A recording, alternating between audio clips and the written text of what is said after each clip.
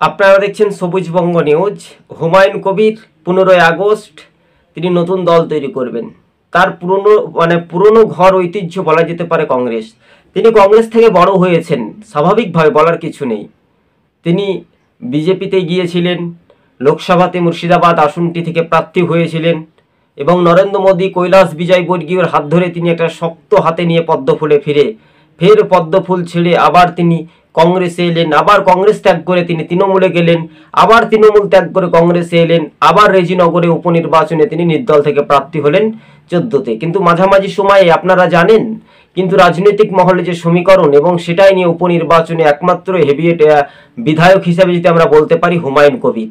কেননা তিনি সহজ সরল পদ, যদি তিনি পদত্যাগ করেছিলেন, কংগ্রেস দল ছাড়লেও তিনি পদত্যাগ করে তার গ্রহণযোগ্যই করে আবার উপনির্বাচন হয়েছিল।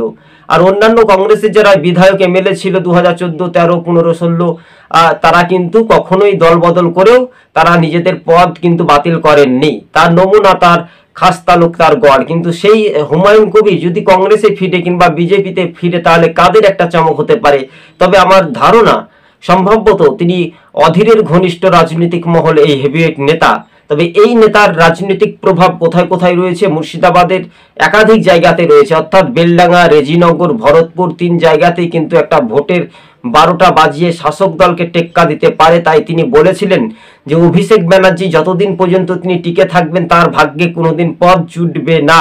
কেননা হুমায়ুন কবিরকে কিছুটা একটা পদ দিতে হতো। হুমায়ুন কবির একজন সংখ্যালঘু বিধায়ক, সংখ্যালঘু মুসলিম, একজন কি ভালো মন্ত্রী দায়িত্বতে রয়েছেন না, তাহলে কি তিনি কোন দল করবেন? বারবার করে এইটা হুঙ্কার দিচ্ছেন হুমায়ুন কবির, যার রাজনৈতিক পরিচিত মুখ। রবিউল আলম চৌধুরী রেজিনগর থেকে হারতে পারে, বেলডাঙ্গা থেকে তৃণমূলকে হারাবেন এবং ভরতপুর বলুন, কান্ধি বলুন, মুর্শিদাবাদ আসন বলুন, সব আসনে কিন্তু তৃণমূল পিছিয়ে থাকতে পারে, কেননা হুমায়ুন কবিরের দাপট। আর সেই হুমায়ুন কবির নির্দল থেকে প্রার্থী দাঁড় করানোর একটা সিদ্ধান্ত নিতে পারে বলে সূত্র মারফত খবর, আমরা যতটুকু খবর পাচ্ছি। তাকে বারবার করে দল কিন্তু শোকজ করানো হয়েছিল। এই শোকজের উত্তরে চিঠিতে তিনি বলেছিলেন আমি বসে থাকার পাত্র নয়। তেমনি স্বাভাবিকভাবে কংগ্রেসের রাজনৈতিক মহল, তৃণমূলের রাজনৈতিক মহল থেকে বিশেষজ্ঞরা কি বলছেন, হুমায়ুন কবিরকে নিয়ে কারা এত চিন্তা ভাবনা করছেন?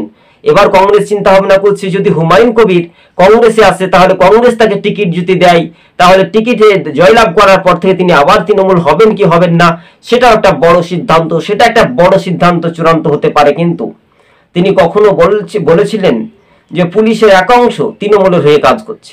তিনি আবার যখন 18-র পঞ্চায়েত নির্বাচনে আমরা দেখেছিলাম, যখন তিনি দাঁড়িয়েছিলেন তার নিজ গড়ে, সেখান থেকে ভোট লুটের জন্য তিনি হেরেছিলেন শাহনাজ বেগমের কাছে বলে এমনটাই খবর ছিল কিন্তু আমাদের কাছে। তিনি আবার তৃণমূলে গেলেন, আবার তৃণমূল ত্যাগ করে কি করবেন তার ব্যক্তিগত ব্যাপার, তবে সম্ভবত তিনি তৃণমূল ছাড়তে পারেন এই মুহূর্তে, সেটাই একটা বড় খবরের ইঙ্গিত। ধন্যবাদ দর্শক বন্ধুগণ। সবুজবঙ্গ নিউজ।